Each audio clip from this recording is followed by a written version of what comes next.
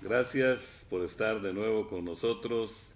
Esta es una edición más de Páginas Vivas, conversaciones de ayer, hoy y siempre, desde la hemeroteca de la Biblioteca Nacional de Costa Rica. Este programa es posible desde hace 3 años aproximadamente gracias a la generosidad de ustedes que nos miran y a la generosidad, al desprendimiento de las personas a las que entrevistamos, especialistas en diferentes áreas del quehacer humano y cultural, educativo y cultural en Costa Rica. Hoy tenemos a Tania Vicente León. Ella es musicóloga, investigadora, docente, estudiosa de la música en general y de la música en Costa Rica, y vamos a hablar de la historia de la Orquesta Sinfónica Nacional de Costa Rica. Gracias, Tania, por estar en Páginas Vivas. Muchas gracias a ustedes y bueno, para mí es un honor estar acá. Realmente es un honor compartido. Gracias. Y cuando hablamos de la historia de la Orquesta Sinfónica Nacional de Costa Rica, pues pensamos en que la juventud actual o las generaciones actuales quizás desconocen que la historia de la Orquesta Sinfónica en Costa Rica es de mucho tiempo, antes de incluso de la llamada revolución musical a partir de la fundación o creación del Ministerio de Cultura, Juventud y Deportes en 1971. ¿Cómo podemos compartir esa realidad? Sí, bueno, en realidad la Orquesta Sinfónica Nacional surge en 1940 como un proyecto que en realidad se llama Orquesta Nacional de Costa Rica. Esa Orquesta Nacional de Costa Rica, que es una, digamos, es privado, ¿verdad? Surge en ese momento con don Hugo Mariani, que llegó al país en ese momento. Se forma esta orquesta gracias a ciertas personas que querían arte, querían música, una música sinfónica en el país. Y va a ser hasta después, en 1942, si no me equivoco, que se va a convertir en otro proyecto que se llama Orquesta Sinfónica Nacional. Claro. Y es ahí entonces donde empieza a recibir apoyo estatal, apoyos, ¿verdad? Todavía digamos que no es un apoyo Sí, continuo y seguro. No es que se crea como institución. No, se va a crear, como institución va a ser mucho después, Claro. ¿verdad? Prácticamente creo que si no me equivoco, en la década de los 60, 1960. Ahora, en general en la historia musical en Costa Rica, piensa uno desde las bandas militares, obviamente muy antiguas, pero no tiene un antecedente en las bandas la Orquesta Sinfónica de Costa Rica. Bueno, yo diría que sí, digamos a nivel de integrantes, ¿verdad? Porque muchos de los integrantes que tocaban instrumento de viento, pues pertenecían en alguna banda, bueno, en aquel momento banda militar, ¿verdad? Del país. ¿Cuáles son los valores de esta historia de la Orquesta Sinfónica Nacional en el periodo en que el libro de Tania se llama Hurtándole tiempo al tiempo y registra un periodo histórico fundamental. ¿Qué encierra hurtándole tiempo al tiempo? Bueno, esta frase, hurtándole tiempo al tiempo, en realidad es una frase que yo me encontré revisando uno de los periódicos. No es una frase mía, pero fue una frase que me pareció fundamental porque es lo que hacían los músicos, los integrantes de la Orquesta Sinfónica Nacional y Nacional, perdón, de la Orquesta Sinfónica y de la Orquesta Sinfónica Nacional más adelante. Ellos trabajaban hurtándole tiempo al tiempo. ¿Por Claro. qué? Porque no todos eran, se dedicaban exclusivamente a la música. O si se dedicaban a la música, algunas trabajaban en bandas o trabajaban dando clases, ¿verdad?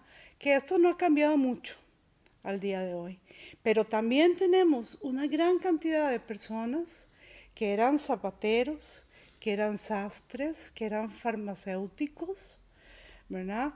Que eran abogados y que ellos cuando salían de su trabajo, qué sé yo, a las 5 o 6 de la tarde, se iban a ensayar, ¿verdad? Y entonces trabajaban quitándole, hurtándole, robándole tiempo al tiempo. El título no puede ser más, Sí. más preciso. Sí, a mí me encantó la frase. Incluso es muy interesante porque una persona que estaba leyendo mi texto, aún sin publicarlo, me dijo, mira, Tania, aquí está, esta frase es el título. Yo le dije, sí, claro, yo ya lo vi, ese era el título, por supuesto.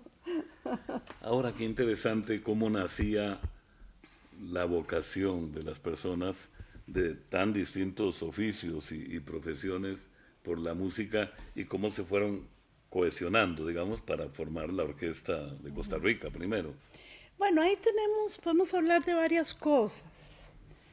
Por ejemplo, muchos de estas personas surgen, como ya dije, de las bandas nacionales, de las bandas militares de la época. La historia de las bandas militares no es que la gente llegaba porque le gustaba tocar el instrumento. No, la gente le llegaba porque ahí era prácticamente un trabajo. Claro. Y un trabajo que empezaba sin saber nada. Y entonces, pues era una buena opción, ¿verdad? Y ahí, pues el instrumento que le cayera en las manos, ¿verdad? Sí, tampoco es que El que lo hubiera en escogieran. bodega, digamos. Exactamente, sí. Digamos, nosotros podemos encontrar eh, una diferencia, digamos, ya con lo que son la familia del violín, ¿verdad? Incluso, bueno, con el piano más adelante, que eran personas que venían ya del conservatorio. El Conservatorio Nacional de Música se funda en 1940. Eh, si estoy bien, sí, en 1900, sí, Sí, 40. 1940, sí. Entonces, ya ahí pues empiezan a producirse más músicos, ¿verdad? También muchos músicos que se fueron a estudiar al extranjero y cuando vinieron entonces entraron a la orquesta. Ahora no fue tan fácil, ¿verdad?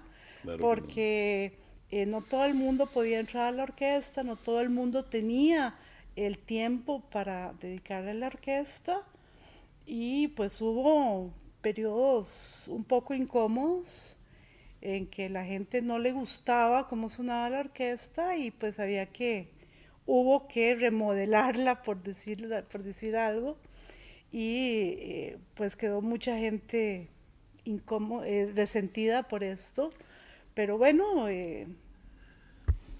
el producto pues yo creo que hasta cierto punto ha sido bueno.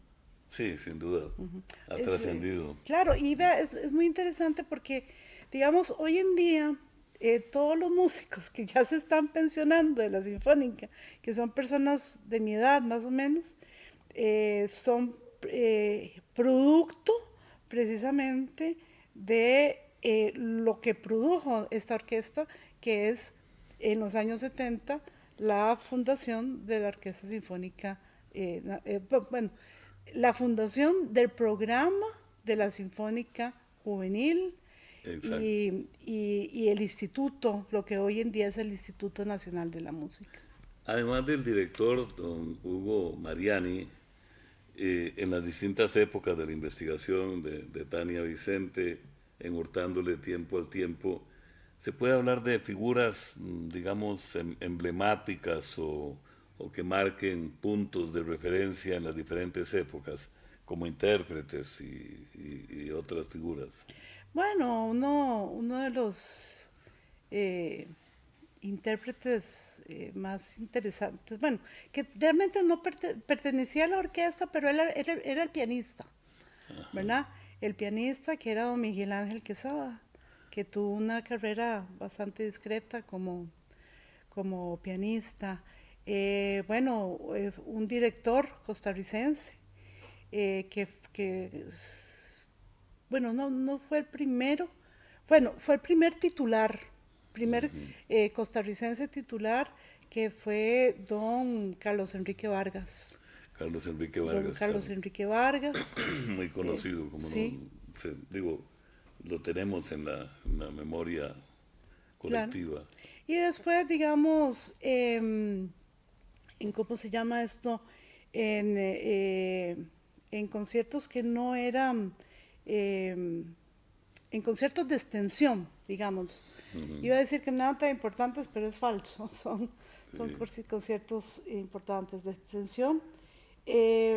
Tenemos a Alcides Prado, por ejemplo, que también fue compositor, ¿verdad?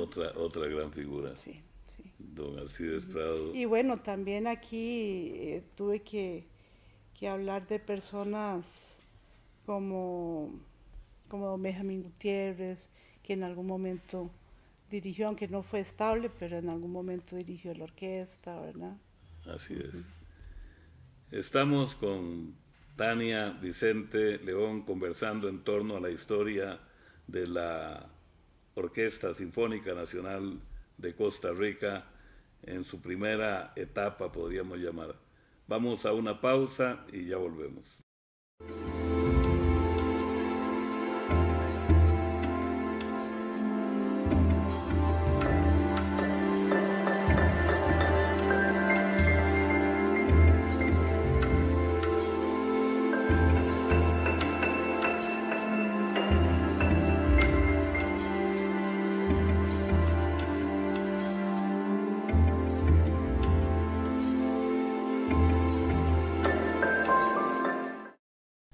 Continuamos en Páginas Vivas desde la hemeroteca de la Biblioteca Nacional de Costa Rica, conversando con Tania Vicente León en torno a la historia de la Orquesta de Costa Rica o la Orquesta Sinfónica Nacional.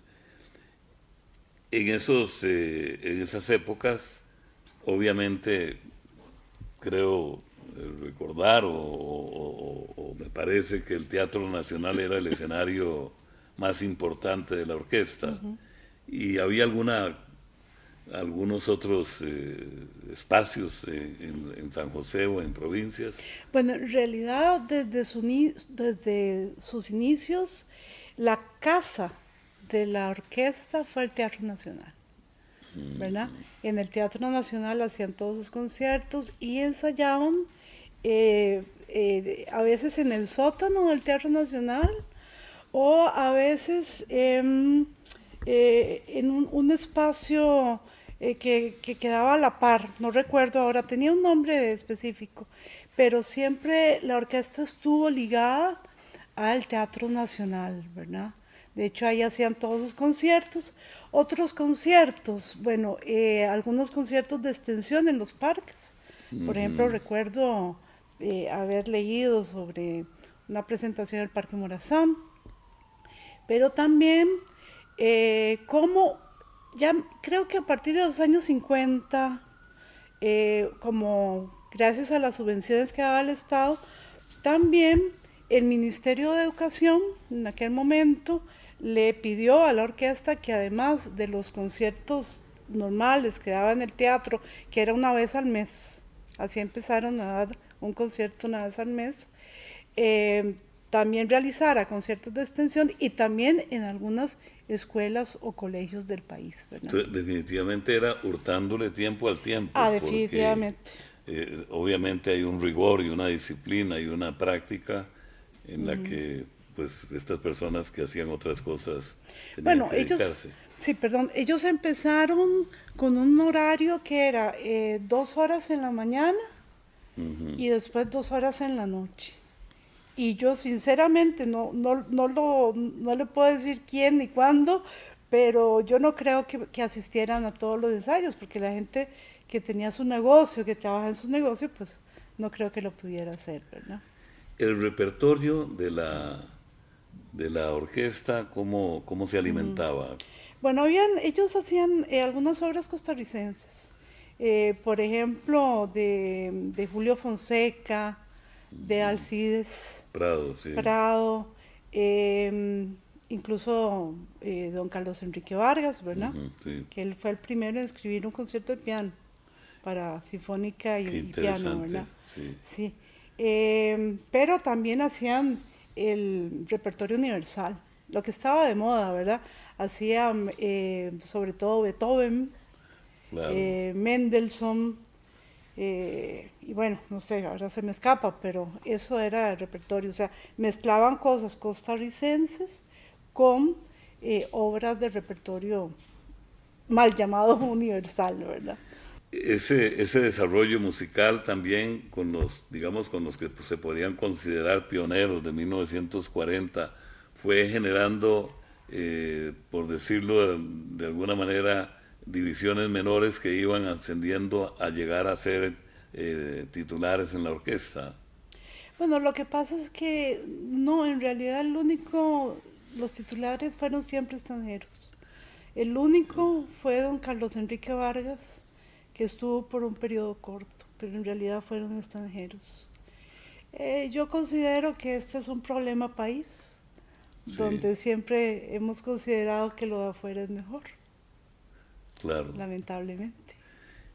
Y el público también fue creciendo con la orquesta en cuanto a la sensibilidad y al conocimiento. Sí, sí, sobre todo cuando la orquesta hacía conciertos de extensión, eh, fue, pues fue precisamente para eso, ¿verdad? Para ir creando un mayor público, llegar a aquellos que no iban al Teatro Nacional, ¿verdad? Sí. Y claro que fue creciendo.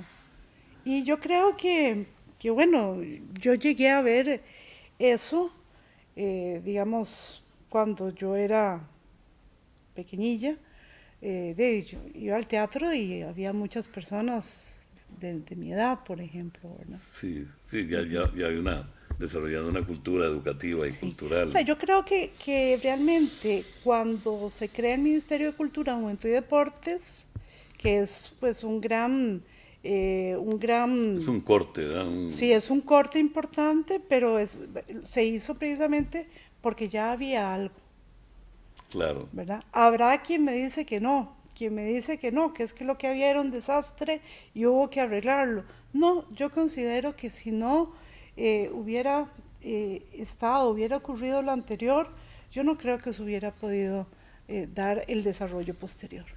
sí, entonces estamos hablando de 1940 a 1972 aproximadamente, Sí, ¿verdad? Hasta ahí está hurtándole tiempo al tiempo. exactamente. Y luego ese final, digamos, de esta etapa y la transición a la revolución musical, como se le llama, provocó, como lo describe el recordado Guido Sáenz en su obra La llamada del tiempo, como un dolor de los viejos músicos o de los pioneros en cuanto a sentirse desplazados por la nueva tendencia.